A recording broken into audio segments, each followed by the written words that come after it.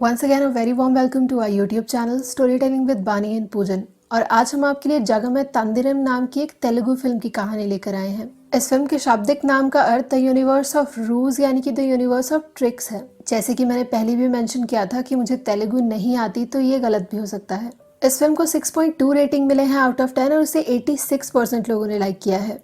कहानी की शुरुआत सुरुली नाम के एक साउथ इंडियन गैंगस्टर से होती है जो कि अपने एरिया में बहुत ज्यादा फेमस है। सुरुली एक रोज ट्रेन में एक इंसान की बहुत ही बेरहमी से हत्या कर देता है क्योंकि वो इंसान बाहर से आकर उनकी वर्किंग अपॉर्चुनिटीज छीन रहा था।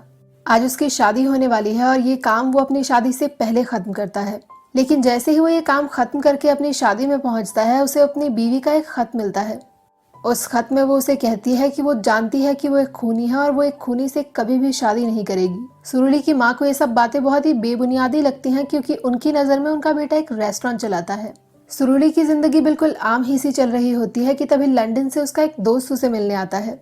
वो उसे बताता है कि वो वहाँ एक बहुत बड़ी कंपनी में काम करता है और जब भी उनका प्रमोशन होने वाला होता है उन्हें एक ग्रुप डिस्कशन में हिस्सा लेना होता है। इस बार उनके ग्रुप डिस्कशन का हिस्सा क्रिमिनल्स और गैंगस्टर्स थे, इसीलिए उसके दोस्त को ये लगा कि ये प्रमोशन पाने का अच्छा मौका है। उस ग्रुप डिस्कशन में उसने सबको सुरुली के बारे में बताया और उसके बॉस इतने ज्यादा इम्प्रेस हो गए कि उन्होंने उसे लंदन बुलाया है। सुरुली को ये सब मजाक लगता है और वो उसकी बातों को हंसी में ही डाल देता है, लेकिन अपने दोस्त के बार बार मनाने पर वो उसके बॉस से बहुत से पैसों की डिमांड करता है। और दोनों को ही ये जानकर बहुत ज्यादा हैरानी होती है कि उसका बॉस उसकी सारी डिमांड्स मान लेता है। असल में उसके बॉस का नाम पीटर था, जिसने एक लोकल गैंगस्टर सिवादोस को मरवाने के लिए उसे वहां बुलवाया था। पीटर लंदन से ही था, लेकिन सिवादोस का दबदबा उसके इलाके पर उससे कहीं ज्यादा था। इसलिए हम कह सकते हैं कि उसकी जलन ही एक इकलौती ऐसी वजह थी कि वो उसे मरवाना चाहता था। सुरुली बड़ी ही चालाकी के साथ सिवादोस की गैंग के एक इंसान को अपना दोस्त बना लेता है और धीरे धीरे करके वो उससे गैंग की सारी इन्फॉर्मेशन निकाल लेता है। अब वो पीटर की मदद से एक एक करके उसके सारे कामों को डिस्ट्रॉय करने लगता है। लेकिन फिर एक रोज ओवर कॉन्फिडेंस में आकर सुरुली अपना मास्क उन लोगों के सामने खोल देता है और वो लोग जानते हैं कि सुरुली ही वो इंसान है जो उनकी गैंग को तबाह कर रहा है। सिवादोस की गैंग के लोग पकड़कर अब उसे सिवादोस अन्ना के पास ले आते हैं। क्योंकि सुरुली एक इंडियन है, इसलिए सिवादोस उसे सुधरने का एक मौका देते हैं। वो उसे कहते हैं कि अगर वो पीटर को मारने में उनकी मदद कर दे तो वो उसकी जिंदगी को बख्श देंगे। लेकिन यहाँ भी सुरुली सिवादोस से बहुत से पैसों की डिमांड करता है। सिवादोस उसकी सारी की सारी डिमांड्स मान लेता है और उसे कहता है कि उसके और पीटर के बीच में एक मीटिंग फिक्स कराए।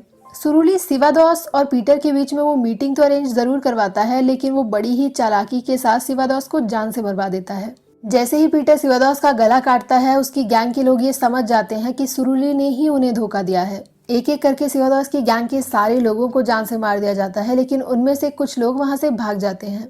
मरने से पहले सिवादोस सुरुली को ये कहता है कि धोखा हमारी नस्ल की सबसे बड़ी कमजोरी है। लेकिन सुरुली का फंडा हमेशा से क्लियर था, उसे बस पैसे चाहिए थे। सुरुली के इस काम के बाद पीटर उससे इतना ज्यादा खुश हो जाता है कि वो उसे पैसे देने के साथ साथ लंदन में उसका रेस्टोरेंट खोलने के लिए उसे बहुत सी दुकानें भी देता है। सुरुली अब अपना हर सपना पूरा करता है। वो लंदन में अपना रेस्टोरेंट खोलता है, वो अपनी पसंद की लड़की अटीला को प्रपोज करता है और साथ ही अपनी माँ को भी अपने साथ लंदन ले आता है। अटीला, जो कि पहले से ही एक बच्चे की माँ है, वो उसे कहती है कि वो उसे पसंद जरूर करती है, लेकिन वो शादी करने से पहले उसे डेट करना चाहती है और इसी के चलते वो कल उसे डेट पर बुलाती है। वो दोनों ही अपनी पहली डेट को लेकर बहुत ही ज्यादा एक्साइटेड थे। वो लोग चुपचाप एक पार्क के बेंच पर बैठे थे कि तभी सिवादोस के लोग वहां आकर उन पर गोलियां चलाना शुरू कर देते हैं। सुरुली उनके कुछ लोगों को मारता है, लेकिन क्रॉस फायरिंग में सुरुली बहुत ही ज्यादा घायल हो जाता है। अटीला उसे अस्पताल ले जाती है और उसकी जान बचा लेती है। बहुत दिनों के बाद जब सुरुली को होश आता है और उसे घर ले जाया जाता है, तो अटीला और सुरुली की माँ उसका बहुत ही अच्छे से ख्याल रखते हैं। कि तभी हमें कुछ अजीब सा देखने को मिलता है कि अटीला अपने बैग से एक इंजेक्शन निकालकर सुरुली के ग्लूकोज बैग में वो इंजेक्शन लगा देती है।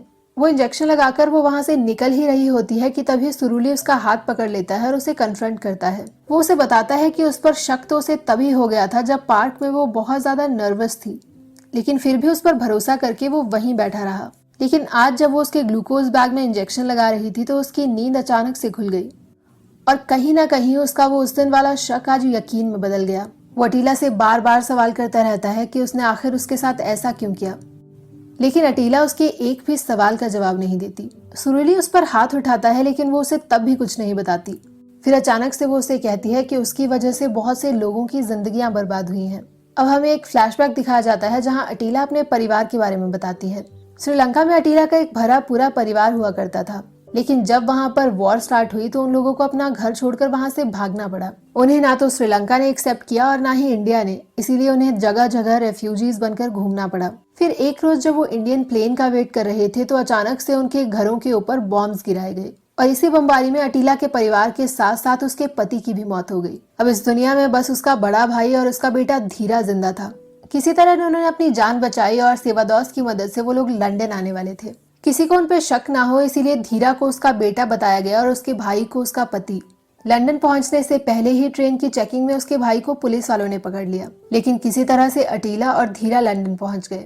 जब अटीला ने सिवादोस को इस बारे में बताया तो सिवादोस उसके भाई को वापस लाने ही वाला था, लेकिन फिर एक रोज सुरुली ने सिवादोस को जान से ही मार दिया। सिवादोस असल में एक बहुत ही अच्छा इंसान था जो कि रेफ्यूजीज की मदद किया करता था। ऐसे लोग जिनके पास कोई घर नहीं था, रहने का कोई ठिकाना नहीं था, वो उन सब के लिए बहुत से अच्छे काम किया करता था। लेकिन जब सुरुली ने सिवादोस को जान से मारा तो बहुत से लोग अपनी अपनी जगहों पर फंसे रह गए।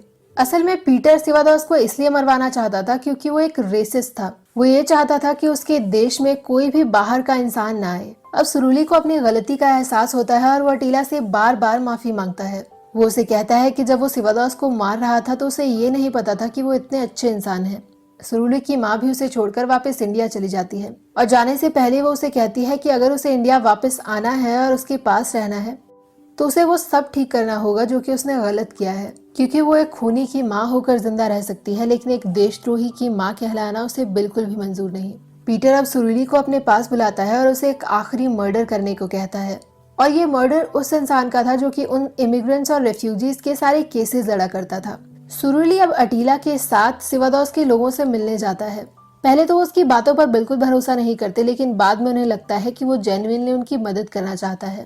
सिवादोस की गैंग के लोग सुरुली को ये बताते हैं कि सारे के सारे केसेस पेंडिंग पड़े हैं क्योंकि उन लोगों के पास ये केसेस लड़वाने के लिए अब सफिशिएंट फंड्स नहीं हैं। सुरुली पैसों के साथ उन लोगों की मदद करता है और सारे के सारे केसेस को रीओपन करवा देता है।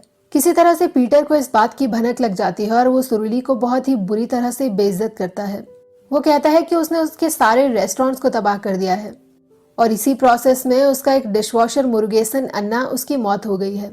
अगर वो पीटर के लिए लास्ट मर्डर नहीं करता है तो वो उसे धमकी देता है कि वो अटीला और धीरा उनको भी जान से मार देगा। सुरुली पीटर के लोगों के साथ उस इंसान को मारने के लिए निकलता तो जरूर है, लेकिन सिवादोस के लोग उन्हें बीच में ही जान से मार देते हैं। आखिरी सीन में हमें ये देखने को मिलता है कि सुरुली पीटर के घर जाता है और उसे वहां से किडनैप कर लेता है। जब पीटर की आंखें खुलती हैं तो अपने आप को एक सुनसान रेगिस्तान के बीच में पाता है। अब सुरुली उसे ये कहता है कि उसने वो सारे डॉक्यूमेंट्स मिटा दिए हैं जो ये साबित करते कि वो पीटर है और अब वो बाकी के रेफ्यूजीज की तरह ही है जिनकी कोई पहचान नहीं है। पीटर अब सुरुली से कहता है कि उसे उसको जान से मार देना चाहिए क्योंकि अगर गलती से वो बच गया तो वो उसे छोड़ेगा नहीं।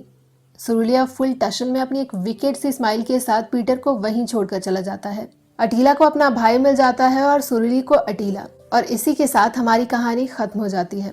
सबसे पहली बात कि इस फिल्म का फर्स्ट हाफ कुछ ज्यादा ही लंबा था और फर्स्ट हाफ में आप यही सोचते रहोगे कि धनुष का स्टाइल कहाँ पर है, लेकिन सेकेंड हाफ स्टार्ट होते होते मूवी में इंटरेस्ट बनने लगता है और फिल्म काफी ज्यादा कमाल की बन जाती है। सिवादोस की भूमिका जिन्होंने निभाई है, ओ बॉय, उनका स्टाइल इतना मेस्मराइजिंग है कि आपकी उनसे नजर नहीं हटेगी। नो डाउट कि धनुष का टशन है इस फिल्म में, लेकिन मारी में जिस तरह की भूमिका उन्होंने निभाई थी वो एकदम मेस्मराइजिंग था। बट यहाँ सुरुली को इतना ज्यादा स्टाइलिश नहीं दिखाया गया है और आप उसके कैरेक्टर को हैंडसम तो बिल्कुल भी नहीं बोल सकते। जैसे कि मैंने पहले भी कहा कि इस फिल्म का फर्स्ट हाफ थोड़ा सा स्लो है तो आपको स्टार्टिंग में थोड़ी सी डिसअपॉइंटमेंट हो सकती है, बट आखिर तक आते आते आपको ये फिल्म अच्छी लगेगी। लास्ट पॉइंट जो मैं मेंशन करना चाहूंगी वो इस फिल्म के म्यूजिक को लेकर है। जब सुरुली पीटर के घर जाता है उसे जान से मारने के लिए, तब जो सॉन्ग आता है ना वो आपके रोंगटे खड़े कर देगा। That's it about the movie. हमें कमेंट सेक्शन में बताइएगा जरूर अगर किसी को तेलुगु आती है कि इस फिल्म के नाम का मतलब असल में क्या है। Thanks and stay tuned.